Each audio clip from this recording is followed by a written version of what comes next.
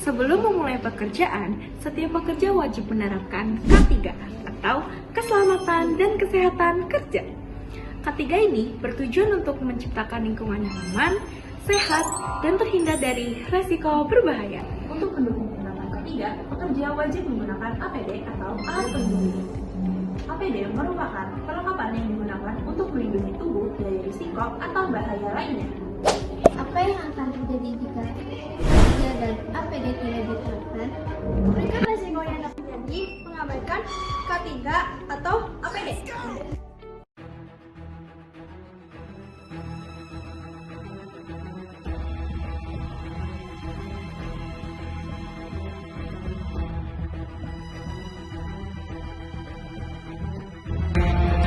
Untuk mencegah risiko tersebut, berikut APD yang wajib digunakan di area gudang.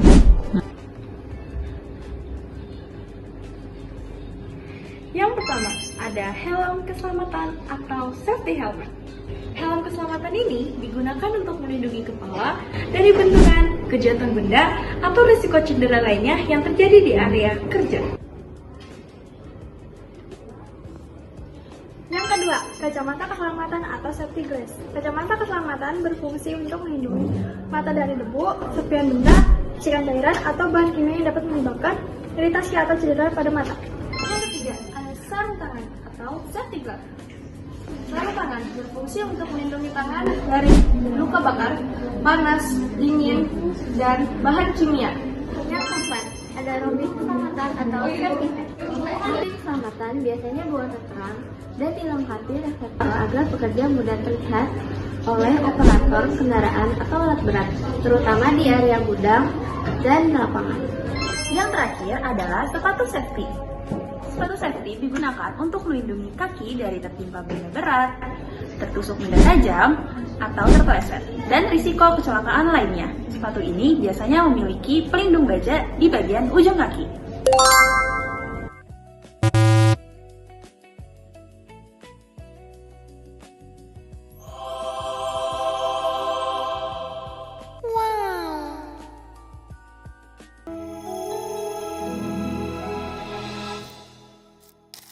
Proses operasional pergudangan modern kita diawalin dari area supplier. Secara umum, tugas supplier adalah mengantarkan pasokan barang yang dipesan menuju gudang secara aman. Di sini, supplier wajib membawa dokumen jalan resmi sebagai bukti pengiriman fisik. Dokumen ini kemudian diserahkan kepada PIC atau Person in Charge gudang untuk divalidasi dan ditandatangani sebagai bukti serah terima awal.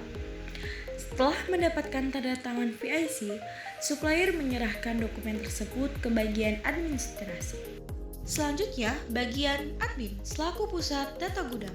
Tugasnya mengecek, memvalidasi, dan menginput surat jalan ke sistem agar jumlah barang sesuai dan tidak ada selisih stok. Masuk ke tahap labeling.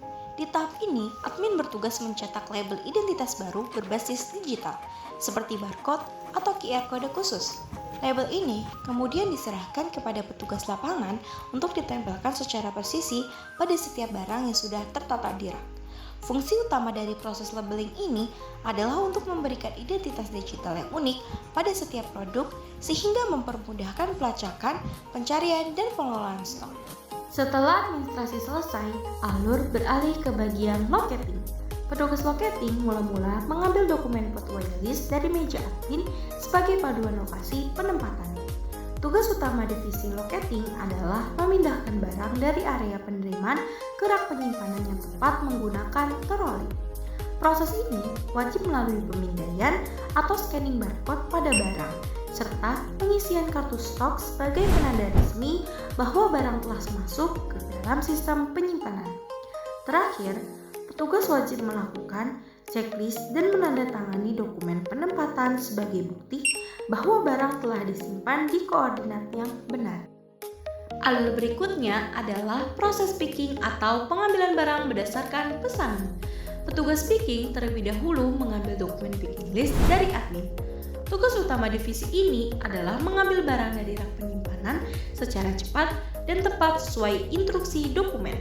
Sebelum barang diambil dan dimasukkan ke dalam wadah pembungkus, petugas wajib melakukan scanning pada barcode barang dan mengupdate kartu stok gudang sebagai tanda pengurangan inventaris. Proses ini diakhiri dengan checklist dan tanda tangan petugas pada lembar picking list. Tahap operasional terakhir berada di bagian checking.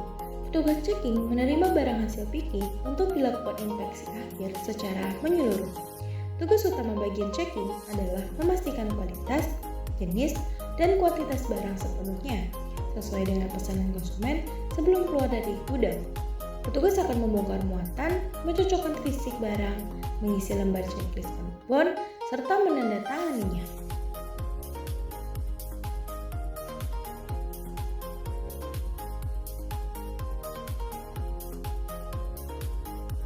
Selanjutnya, barang akan ditimbang untuk memastikan berat aktualnya.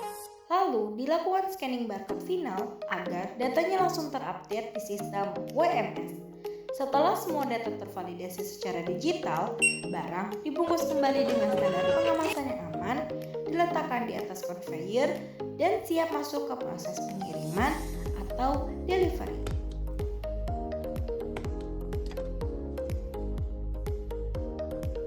Dengan penerapan sistem administrasi yang tertib, ketegasan SOP di setiap divisi, serta integrasi teknologi berbasis database, operasional pergudangan dapat berjalan dengan efektif, efisien, dan akurat.